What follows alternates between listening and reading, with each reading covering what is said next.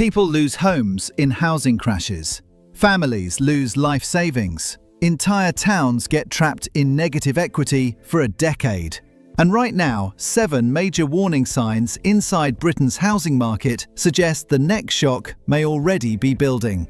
Over the past 30 days, we examined developer earnings reports, construction industry data, government targets, and supply chain disclosures across the UK housing sector. What we found isn't just a slowdown, it's a chain reaction. Builders under pressure, supply collapsing, prices completely detached from wages. This is the UK housing truth they don't want you to hear. Let's start with a company millions of British buyers already trust, Vistry Group. You've probably seen their homes without even realising it. Bovis Homes, Linden Homes, Countryside. 3 major brands under one corporate roof. For decades, they've sold the dream of modern British home ownership. Safe investment, rising value, security for your family. But here's what Vistry didn't tell you. In its latest financial update, the company admitted pre-tax profits collapsed from approximately £90 million last year to just £40 million this year. That's a drop of more than 55% in 12 months. Think about that scale. This isn't a small builder on the edge of the market. Vistry is one of the UK's largest house builders, operating developments across England and Wales. When a company this large sees profits cut nearly in half, something deeper is happening. But here's where it gets disturbing. Developers don't just lose profit randomly. Profit disappears when buyers vanish. Estate agents across the country are reporting fewer property viewings, slower sales, and developments sitting unsold for months longer than expected. Mortgage rates remain elevated after repeated Bank of England interest rate increases. And suddenly, thousands of potential buyers simply can't qualify for the loans they would have received 3 years ago. You paid £280,000 expecting security. You got a mortgage market tightening by the month. Because here's the brutal arithmetic. The average new build home in Britain now sells for roughly £280,000. The average annual salary sits just above £33,000. That's more than 8 times income. Think about that gap. You're not buying a house anymore. You're entering a financial pressure chamber. And when demand starts cracking under that pressure, developers feel it first. Vistry hasn't stopped building yet. But the numbers tell a story companies rarely say out loud. Sales are slowing. Margins are shrinking. And when builders feel the squeeze, the entire housing ladder starts shaking. When profits collapse inside one of Britain's biggest house builders, the promise of stable new build growth hits very differently. But if you think one struggling developer is the story, you're missing the real danger. Because the next company reveals something far worse. Persimmon, another giant of British house building, a name stamped across thousands of estates nationwide. For years, Persimmon built aggressively, acquiring enormous land banks during the boom years when demand seemed unstoppable. You've probably driven past their developments dozens of times. Fresh brick, new pavements, rows of identical homes promising a clean start. But here's what Persimmon didn't advertise. The company holds land capable of delivering tens of thousands of homes. Land bought when interest rates were low and buyers were plentiful.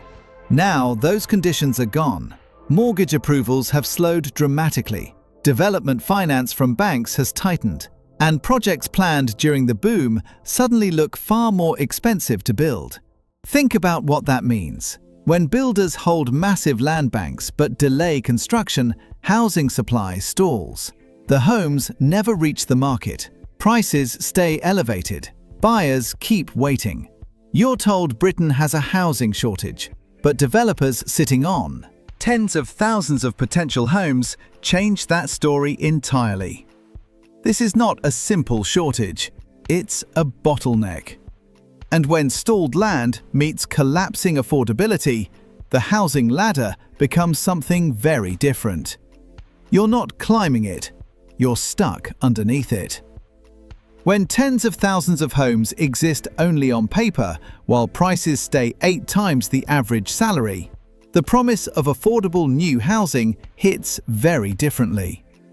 And if you think those two companies are the real problem, wait until you see what's happening inside the UK construction supply chain. Next comes a company most home buyers never think about, but without it, thousands of homes across Britain simply cannot exist. Ibstock, the country's largest brick manufacturer. You've probably never checked where the bricks in your house came from. Most people don't. They trust that the supply chain behind Britain's housing industry is stable, reliable, always running quietly in the background. But here's what Ibstock quietly revealed. The company recently announced plant closures after a sharp drop in demand for bricks.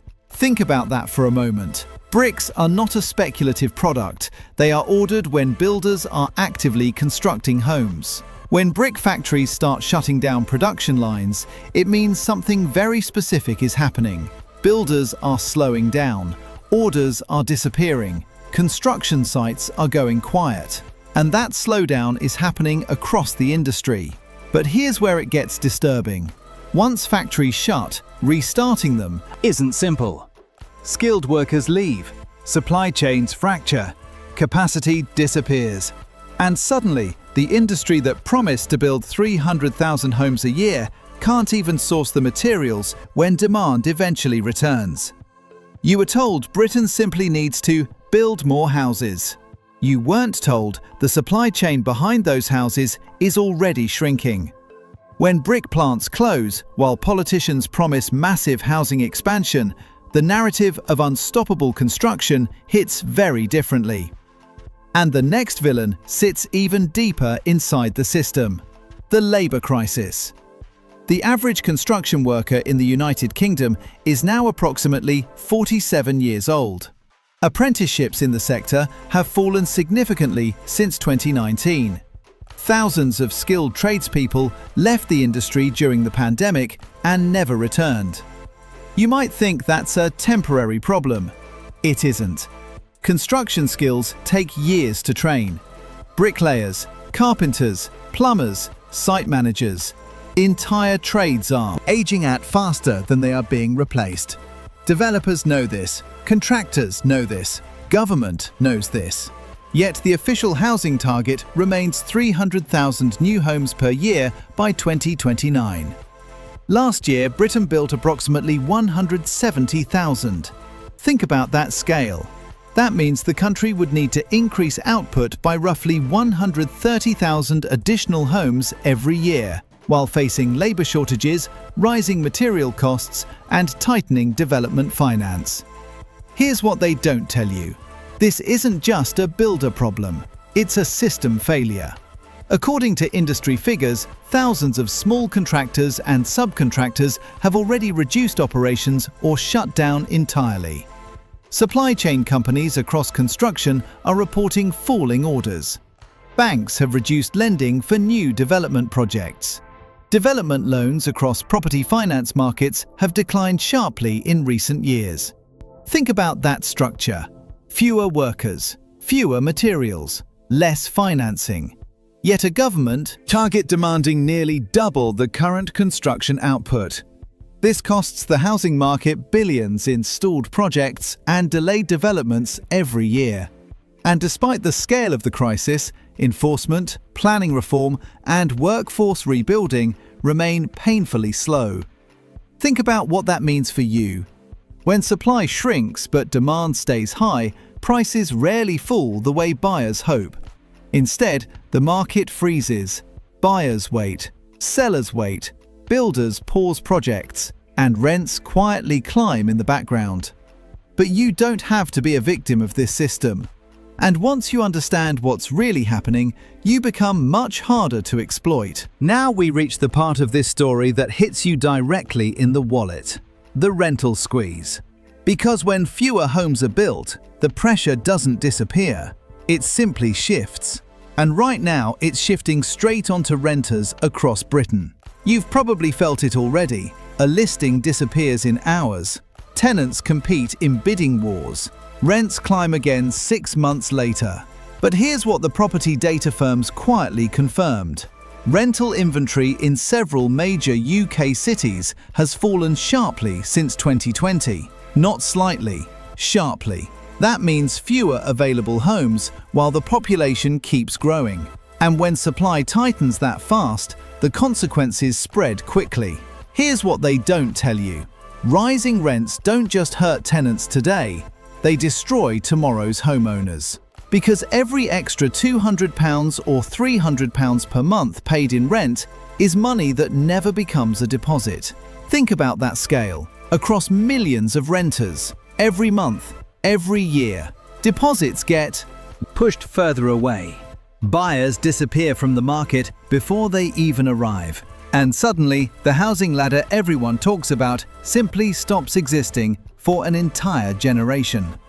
But here's where the story becomes personal. Consider a typical first-time buyer in Britain today.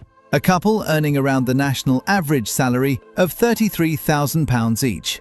Together, that's roughly £66,000 a year before tax. On paper, that sounds stable. But the average new-build home now costs around £280,000. Lenders typically require deposits of 10% or more. That means saving approximately £28,000 just to enter the market. Now walk through the numbers step by step. Rent of £1,300 per month in many urban areas. Energy bills rising. Food costs increasing. Transport expenses climbing. And suddenly, saving £28,000 becomes a multi-year marathon rather than a milestone. Think about that scale. Every month, the goal moves further away. Every year, prices adjust again. Every mortgage rule tightens. Result is a housing market that feels open in theory but closed in practice. But the deepest risk may not be affordability alone. It's volatility. Economists are warning that the combination of elevated mortgage rates, slowing construction, shrinking supply chains, and tightening development finance could keep the housing market unstable for years. Volatile markets behave unpredictably. Prices stall, then spike, then freeze again. Buyers panic, developers delay projects, investors retreat, and ordinary households are left trying to make life-changing decisions inside a system that no longer behaves normally. Think about that environment for a moment. You're committing hundreds of thousands of pounds for 25 or even 35 years in a market where supply, labour, financing and demand are all shifting at the same time. When that level of uncertainty spreads through housing, the promise of property as Britain's safest investment starts to look very different. And for millions of people trying to buy their first home, the dream of stability begins to feel more like a gamble. That's the emotional rock bottom of Britain's housing system right now. Frustration, uncertainty, a sense that the ladder is being pulled away just as you reach it. But knowledge changes everything. Stop. Take a breath. Because once you understand exactly how this system works, you become far harder to exploit. Most people enter the UK housing market blind. They trust the marketing brochures, the developer incentives, the estate agent's urgency. But professionals inside the industry quietly follow a completely different rulebook. The first strategy experts call the mortgage stress test reality check. Lenders calculate affordability using current interest rates, but experienced buyers run the numbers 2 or 3 percentage points higher. Why? Because mortgage rates in Britain have moved dramatically in short periods before. If your payment at 5% already stretches your budget, a jump to 7% can turn a comfortable home into financial pressure overnight. Developers know most buyers don't run those scenarios. The second strategy lawyers often refer to as the build delay shield. When buying new builds, contracts frequently allow developers to delay completion dates without meaningful penalties. Many buyers assume completion dates are firm. They aren't. Reading those clauses carefully and negotiating them where possible protects you from months of unexpected rent or mortgage overlap. Builders rely on the fact that most buyers never question those timelines. The third strategy professionals quietly call land bank awareness. Remember those massive land banks held by developers like Persimmon? They influence when and where homes actually reach the market. If construction slows or demand weakens, developments can be delayed for years. That means buyers who rush into early phases of projects may be paying peak prices before surrounding supply even appears. Understanding that dynamic shifts power back to you as a buyer. It helps you decide when waiting might be the smarter move. The fourth strategy is what housing analysts call the rent trap escape plan.